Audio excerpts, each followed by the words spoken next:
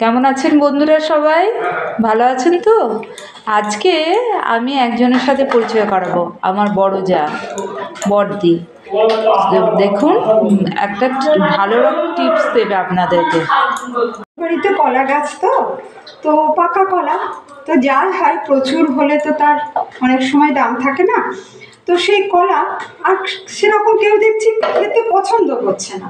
তো সেই কলাটাকে আমি একটা নতুন আইটেম করার চেষ্টা করলাম। কীরকম না, এর মধ্যে একটু চিনি দিলাম, একটু মৌরি, একটু দুধ দিয়ে ভালো করে ফাটালাম, আর তার সঙ্গে দিলাম, যাতে বাইন্ডিং এজেন্ট হিসাবে দিলাম আটাকে।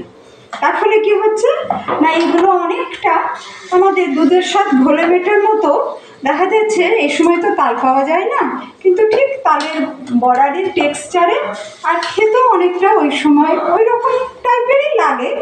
তো না আস্বাদ করলে তো বোঝা যাবে না, তাহলে আসতে হবে আমাদের কাছে। Thank you.